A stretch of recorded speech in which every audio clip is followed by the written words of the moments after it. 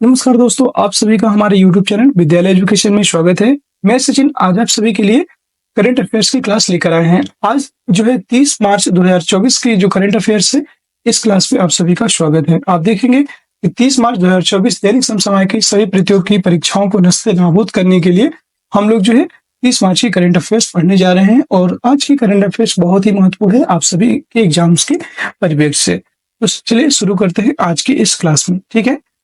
और आप सभी जो है करंट अफेयर्स की क्लास को कंटिन्यू करते रहिए, जिससे कि आपको आने वाले समय में इसका बहुत ही बेनिफिट होगा। और इसकी जो नेक्स्ट क्लास होगी उसमें हम लोग जो है पूरा एक हफ्ते का जितना भी मार्च का करंट अफेयर्स है वो सारा रिवीजन भी करेंगे। तो नेक्स्ट क्लास जो अगले दिन जो क्लास होगी आपकी संडे की, तो संडे को हम जो है डेली रिवीजन क्लास भी लेकर आएंगे, जिससे कि आप सभी का कंटिन्यू रिवीजन भी होता रहेगा। चलिए शुरू करते हैं। आज की क्लास में पहला क्वेश्चन है, हाल ही में समलैंगिक विवाह विधेयक को पारित करने वाला पहला दक्षिण पूर्वी एशियाई देश कौन सा बना है? Malaysia, Thailand, Indonesia, Vietnam. बताना है आप सभी को कि इनमें से जो राइट आंसर कौन सा हो जाएगा आपका।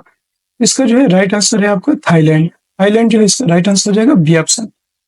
थाईलैंड की बात करेंगे तो थाईलैंड के जो पीएम है, पीएम की बात करेंगे थाईलैंड के, ये है आपके श्रीधा थाविसिन, ठीक है, याद रखिएगा। श्रीधा थाविसिन इसके जो है प्राइम मिनिस्टर है आपके थाईलैंड के, ये भी आपको याद रखना है। और ये जो है पहला देश बना है जो पहला दक्षिण पूर्वी देश बना है जो समलैंगिक विवाह विधेयक को पारित करने वाला देश बन गया है। नेक्स्ट क्वेश्चन है क्वेश्चन नंबर 2, हाल ही में पहला परमाणु ऊर्जा शिखर सम्मेलन कहाँ आयोजित हुआ, ये बताना है। तो हाल ही में जो पहला परमाणु ऊर्जा शिखर सम्मेलन कहाँ आयोजित हुआ है? Brussels, Montreal, Washington DC, Vienna. इसमें बताना है इसका जो है राइट आंसर क्या होगा। इसका जो राइट आंसर हो जाएगा वो हो जाएगा ब्रुसेल्स। ये आपसे राइट हो जाएगा। ये आपका बेल्जियम की राजधानी है ब्रुसेल्स। ब्रुसेल्स आपकी बेल्जियम की राजधानी है, ये आपको याद रखना है, ठीक है। और ब्रुसेल्स जो है पहला परमाणु ऊर्जा शिखर सम्मेलन आयोजित किया गया है ब्रुसेल्स में, ये भी आपको याद रखना है, ठीक है। और ये जो है फर्स्ट एटॉमिक एनर्जी एजेंसी बनी है आईएईए के तहत, और ये जो है वियना ऑस्ट्रिया में इसका मुख्यालय है, ये भी याद रखेंगे। ऑस्ट्रिया है आपका, ऑस्ट्रिया में इसका मुख्यालय है, ये भी आपको याद रखना है, हेडक्वार्टर। नेक्स्ट क्वेश्चन है क्वेश्चन नंबर 3, हाल ही में अंतरराष्ट्रीय फुटबॉल में 150 मैच खेलने की उपलब्धि हासिल करने वाले पहले भारतीय खिलाड़ी कौन है? जे लाल पेखलुआ, गुरप्रीत सिंह संधू, संदेश झिंगन, सुनील छेत्री। ये बताना है जो है अंतरराष्ट्रीय फुटबॉल में 150 मैच जो खेलने की उपलब्धि हासिल करने वाले पहले भारतीय खिलाड़ी कौन बने हैं। इसमें जो पहले भारतीय खिलाड़ी बने हैं उनका नाम है Sunil Chhetri. D option right हो जाएगा, सुनील छेत्री।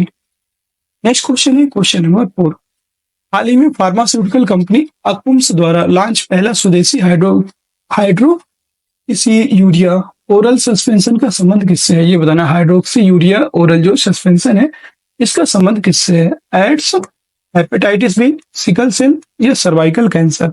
इसकी बात करेंगे, ये जो आपका संबंधित है सिकल सेल से संबंधित है, सी ऑप्शन इसका राइट हो जाएगा। और ये जो है आपका जो सिकल सेल है, ये आपका जो सिकल सेल एनीमिया इसी को बोलते हैं। और ये जो है फार्मास्यूटिकल कंपनी जो अकुम्स है इसके द्वारा लॉन्च किया गया पहला हाइड्रोक्सी यूरिया ओरल सस्पेंशन का संबंध है सिकल सेल से, ये भी आपको याद रखना है, ठीक है। नेक्स्ट क्वेश्चन है क्वेश्चन नंबर 5, हाल ही में इंडियन प्रीमियर लीग आईपीएल के इतिहास का अब तक का सर्वोच्च स्कोर किसने बनाया है? वेरी इंपॉर्टेंट क्वेश्चन है और याद रखिएगा ये सबसे इंपॉर्टेंट क्वेश्चन है अब तक का।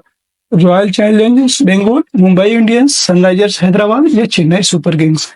इसकी बात करेंगे तो इसमें जो है चेन्नई सुपर किंग्स जो है इसने जो है अभी तक का सबसे हाईएस्ट स्कोर बनाया है, ये भी आपको याद रखना है, ठीक है।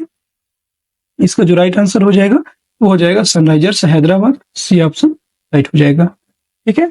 और ये जो है आईपीएल 2024 का जो खिताब, ये मतलब आईपीएल जो है 2024 का स्पॉन्सर कौन है? तो ये टाटा आईपीएल है, ये सभी को पता ही होगा।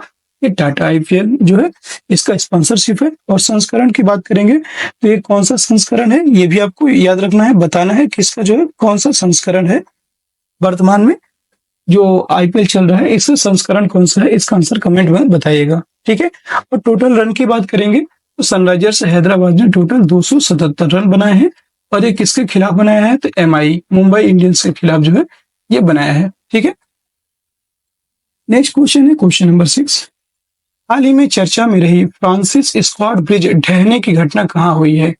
फ्रांसिस स्कॉट ब्रिज जो है इसके ढहने की घटना कहाँ घटी हुई है ये बताना। USA, Britain, Italy, Germany. इसका जो है राइट आंसर क्या हो जाएगा ये बताना है। ये जो है यूएसए में हुआ है, अमेरिका। ये आपकी जो घटना है ये अमेरिका में घटित हुई है, ये भी आपको याद रखना है। यूएसए इसका राइट आंसर हो जाएगा। यूएसए में कहा, ये यूएसए के मैरीलैंड में हुई है।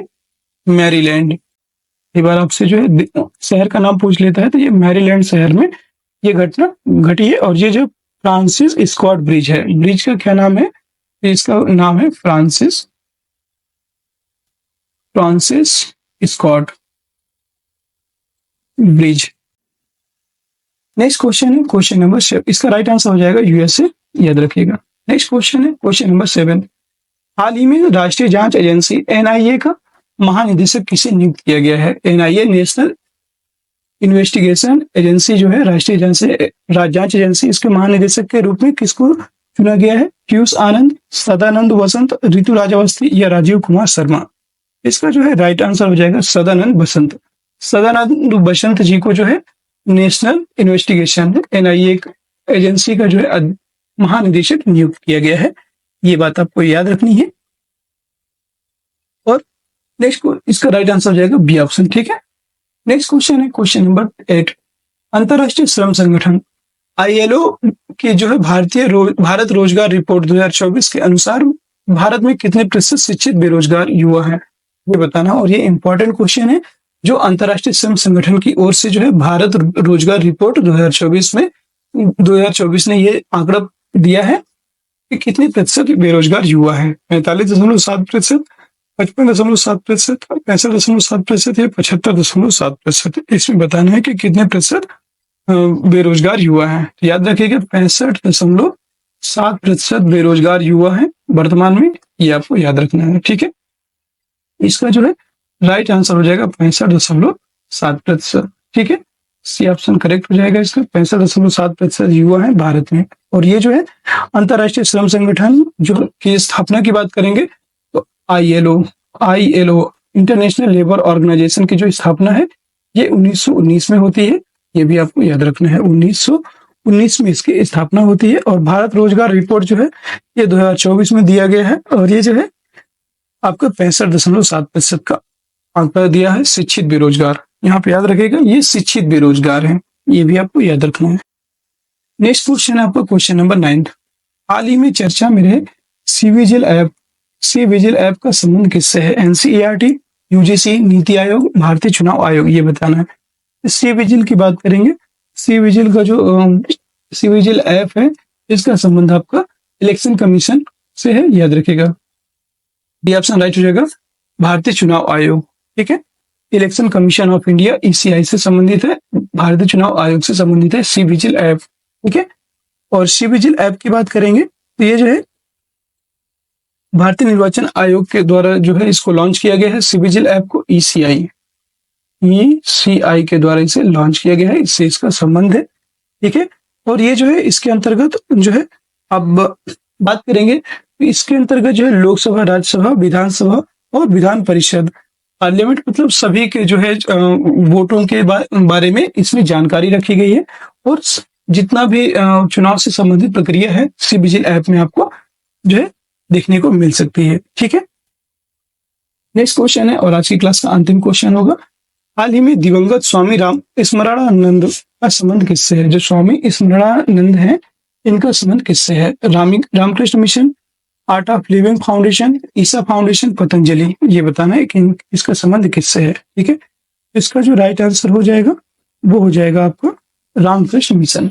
ये ऑप्शन राइट हो जाएगा। स्वामी स्मरणानंद जो है इनका संबंध था रामकृष्ण मिशन से। ठीक है, और रामकृष्ण मिशन जो है इसके अध्यक्ष थे। ठीक है, रामकृष्ण जो मिशन है इसके अध्यक्ष थे आपके स्वामी स्मरणानंद, याद रखेगा। इसके क्या है, ये अध्यक्ष थे वर्तमान में। ठीक है, और इनके जो है स्वामी स्मरणानंद की बात करेंगे तो ये जो है 95 वर्ष की उम्र में इनका निधन हुआ है। 95 वर्ष की उम्र में निधन हो गया है वर्तमान में। ठीक है, और जो आपका 18 रामकृष्ण मिशन की बात करेंगे तो रामकृष्ण मिशन की जो स्थापना है ये हुई थी 1897 में। 1897 में स्वामी विवेकानंद जी के द्वारा इसका जो है स्थापना किया गया था। ठीक है, स्वामी विवेकानंद जी के द्वारा जो है इसकी स्थापना की गई थी 1897 में। और कहाँ पर इसका जो हेडक्वार्टर की बात करेंगे जो है रामकृष्ण मिशन, रामकृष्ण जो मिशन है, रामकृष्ण मिशन का जो हेडक्वार्टर है, हेडक्वार्टर की बात करेंगे तो आपका ये जो है हेडक्वार्टर वेल्लूर में है, याद रखिएगा, वेल्लूर मठ में स्थित है, याद रखेंगे। और ये कहाँ स्थित है? वेस्ट बंगाल में स्थित है, ये भी आपको याद रखना है। ठीक है, और इसमें जो है 4 पुस्तकें भी विवेकानंद जी के द्वारा लिखी गई हैं। विवेकानंद जी के द्वारा 4 पुस्तकें लिखी गई हैं। कौन कौन से थे? तो ये याद रखिए, ज्ञान,